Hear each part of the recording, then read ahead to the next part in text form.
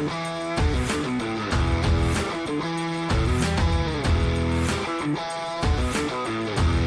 up, guys? Welcome back to the Jenks Island Podcast, the only NFL podcast bringing you your takes from a washed-up Division III cornerback. I'm your host, Chris Jenkins, joined again by Ty McGee, good friend of the podcast. In today's episode, we're going to be breaking down our predictions for the Super Bowl, and then as well as the NFL honors are currently on as we're recording this, we'll be giving live reactions to guys that are winning, and then we'll also give our thoughts on guys who have already won a couple of awards. A few big ones have already been named.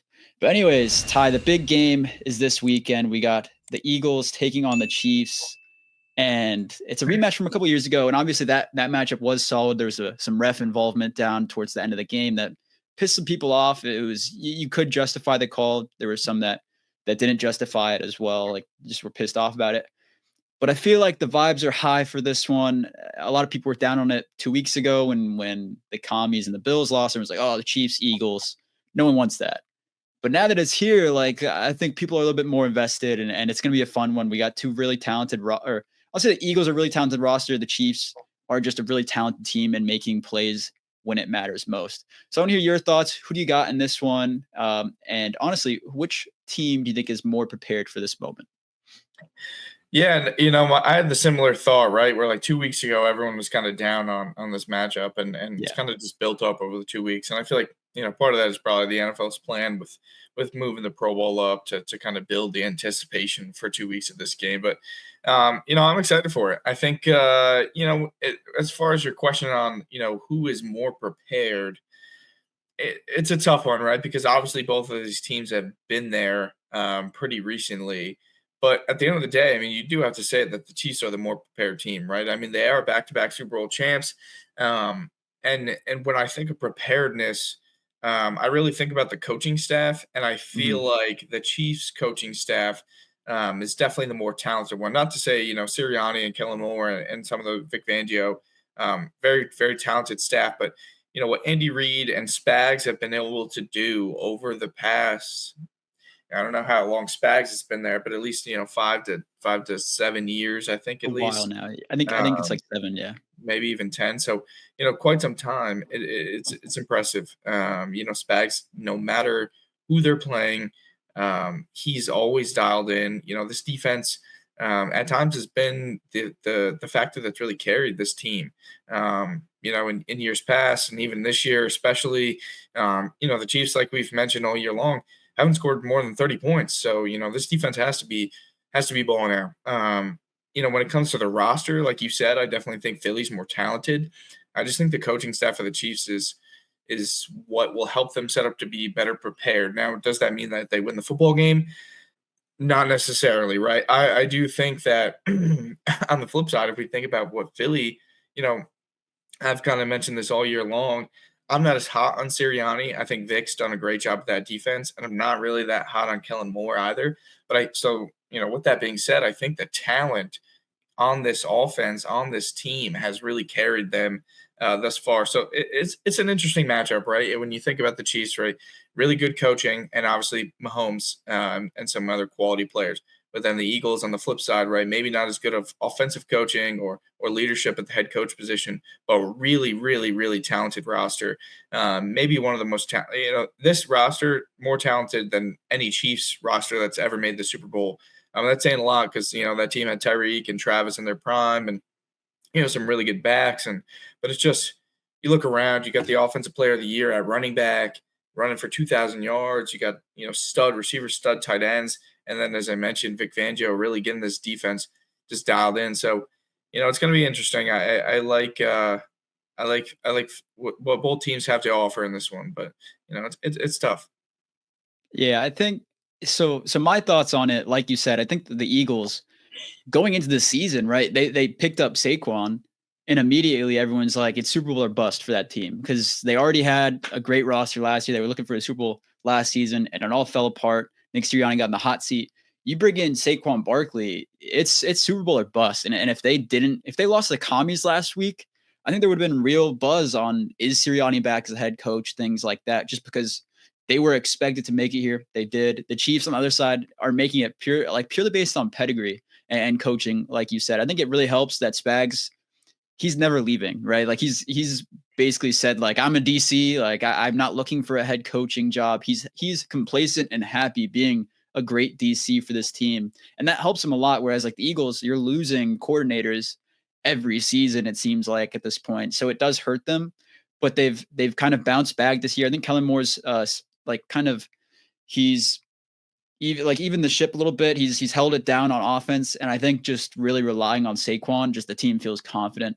And obviously the tush push, like it hasn't been stopped very well this season, so that play honestly goes well for that offense as well. That being said, I think the Eagles' offense and their defense is so stacked on both sides of the ball that I don't think the Chiefs will be able to keep up with them. Right, like you said, haven't scored 30 points, I believe, except for last week against, or 2 weeks ago against the Bills. I believe they scored 30. And I think that was like the first time all season, which sucked for Josh Allen, right? Playing a perfect game, things like that. And then the Chiefs finally score 30 and you lose. But the Eagles, man, I think this roster, it's going to overpower the Chiefs on every single level. I think Isaiah Pacheco, Kareem Hunt haven't really been that much involved this year, except for in the red zone. They've getting in like red zone and within 2-yard carries for touchdowns. But outside of that, they're not doing very much. Kelsey, he's been hit or miss every single week. And you don't really have a lot of receiver. You got Xavier Worthy, but you have 2 really good corners trying to lock him down this week, and a really great secondary linebacker crew as well for the Eagles. That defense is ready to lock down everyone. So Patrick Mahomes is going to have to make a lot of plays for them to win. So for that reason, I'm going to go the Eagles here. This might be bold, but I'm going to say that the Eagles win by 10 plus points. That's my pick. Wow. But I want to hear what you got, Ty. What do you think? Yeah, I really like what you said about this defense, right? And I think, another point that just kind of got me thinking too is you talked about how they've really cycled through coordinators. But you look back at Gannon and some of the other guys they've had on the defensive side of the football. Vic Fangio, by far the best defensive coordinator they've had. Yeah. Despite the blip in Vic's career as a head coach, even during that period of time, Denver's defense with I would say mediocre players. We had some good players, but it wasn't the defense that we had this year. It was still a good defense. So Vic really, really knows how to coach up a defense. He's probably one of the better defensive coordinators of all time. So what he has turned this defense into, from last year to this, it is just super duper impressive. I mean, it's one of the best defenses, if not the best defense in football. I think Jalen Carter, depending on the illnesses that's going around, right? I think these guys will end up being healthy, but that always puts a wrench in things. But I think Jalen Carter's he's been a wrecking ball all year long. I think he's going to pose a problem for this offensive line. Maybe I wouldn't think that if Thuney was still playing on the interior, but Thuney having to bump out to tackle. I mean, Caliendo, no disrespect to the man, but I mean, Jordan Phillips picked him up and threw him into Pat Mahomes last week. And Jordan Phillips, pretty good football player, right? Big dude.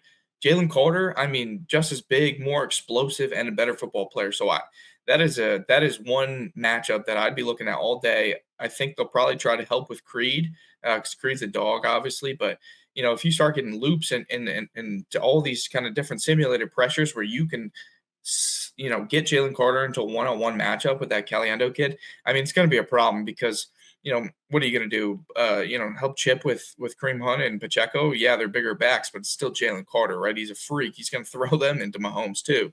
So that's one aspect. And then obviously the rest of the pass rush has been really, really dominant for them against the Chiefs line, like I mentioned, outside of Thuney and Creed, and Trey Smith's pretty good, but that right tackle position, that left guard, they're going to be a problem. So if they can get some guys into one-on-one situations, and really force this Chiefs offense back, it's going to be a problem. You mentioned the secondary, right? Cooper DeJean has been great for them in the slot. We'll probably see Worthy, some other guys like that in the slot. So let's see if he can keep up speed-wise with them. But he's a freak athlete too, and I think that he will be able to really force it to the outsides for Kansas City, right? Because you're not going to target Cooper. I think the corners on the outside are a bit weaker. I know Slay has bounced back, but he's overall, a little off and on. Yeah, he's been off and on, so it just depends on the type of Slay you get. But yeah, interior, right? Zach Bond, I think he's going to pose a problem for Travis Kelce. It's hard to cover him, right? He always finds those openings, but Bowen is super duper athletic. He's been great all year long. We're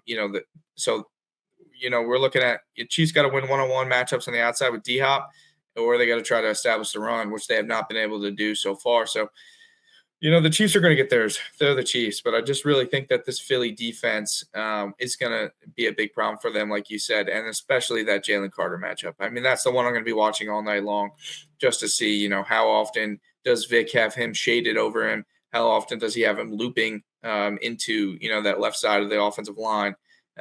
Because that is a weakness that I would be attacking.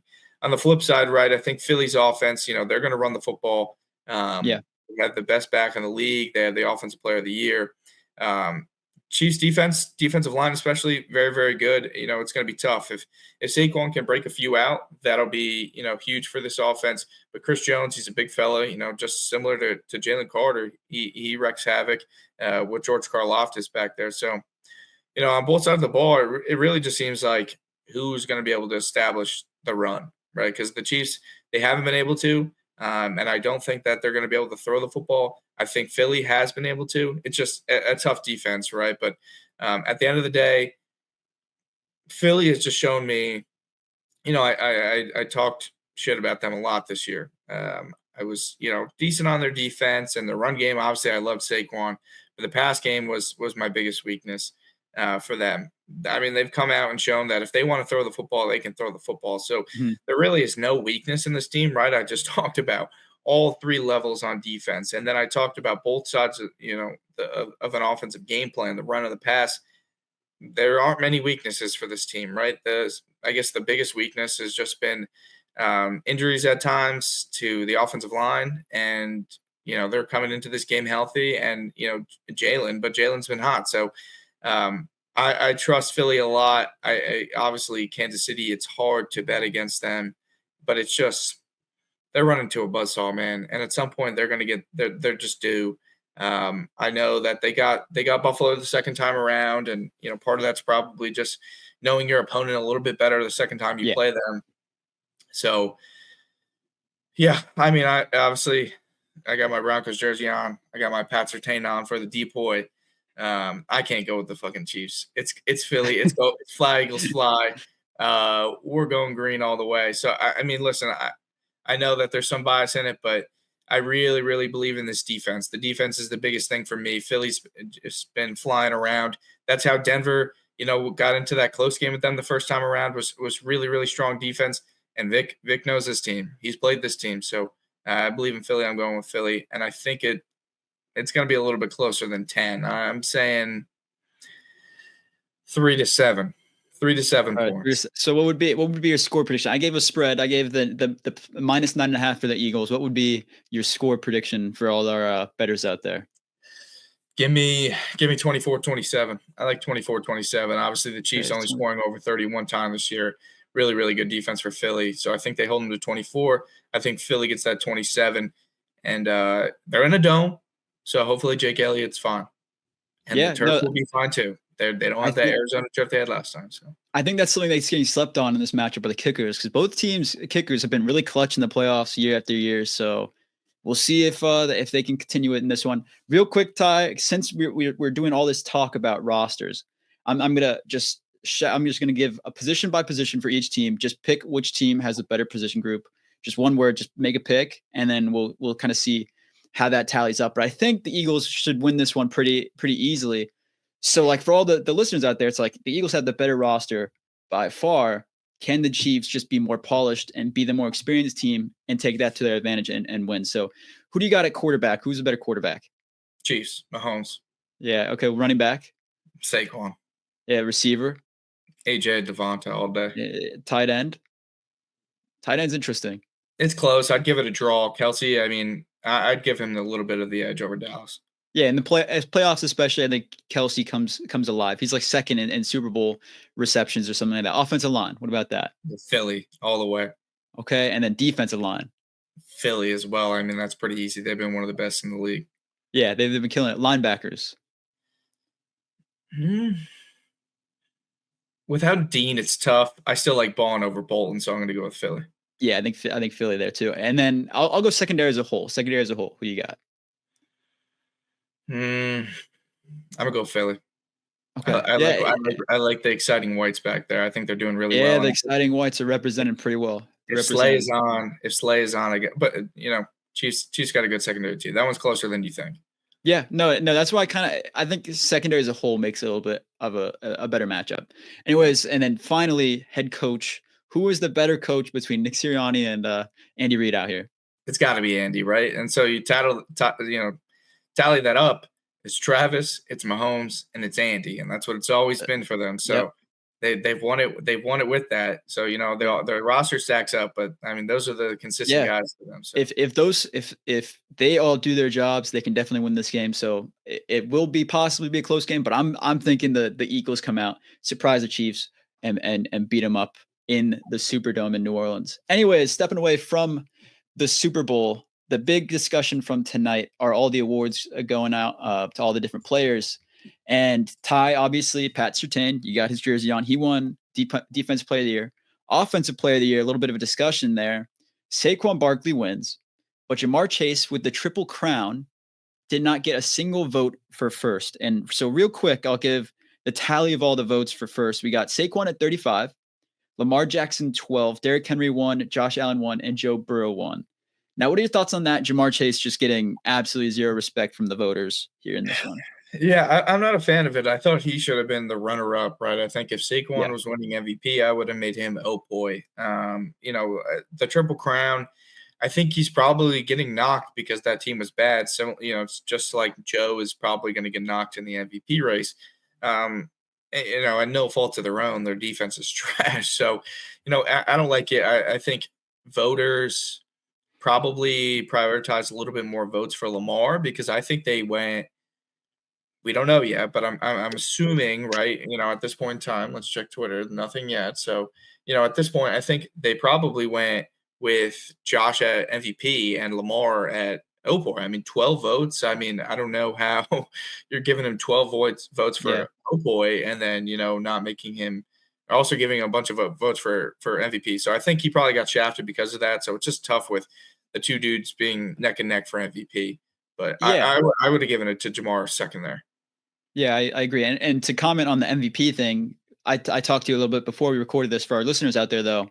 The MVP in my eyes should have been Josh Allen last season. He was more valuable statistically for his team than Lamar Jackson was last year, and Lamar won it last year. This year, because Lamar had a higher win percentage, things like that, led the better team, he won the award. Now this year, I think Josh Allen is going to get the reward just because of the same kind of logic, led the team to a better win rate, a better team overall, technically in this regular season. Whereas Lamar Jackson had an outstanding season and should definitely be the MVP this season in my eyes. So we'll see how they determine that. We'll see how it goes from here.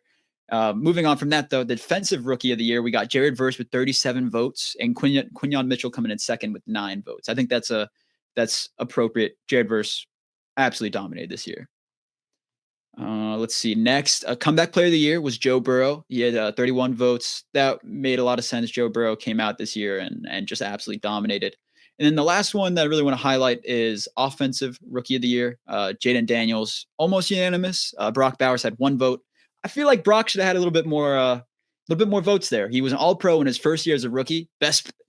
Okay, in my eyes, he is the best player at his position as a rookie. And I feel like that is the definition of what the offensive rookie of the year should be. And I know that Jaden Daniels is at a tougher position and he was top 5. So that it does make sense, but I feel like the voting should have been at least a little bit closer with Brock Bowers breaking every single reception record for a rookie and at the tight end position nonetheless, and then being an All-Pro in his rookie year. That being said, I understand Jaden Daniels winning, but Ty, I want to hear your thoughts on that too.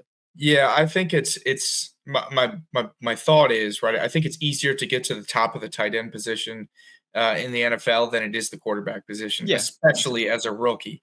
The learning curve is, insane.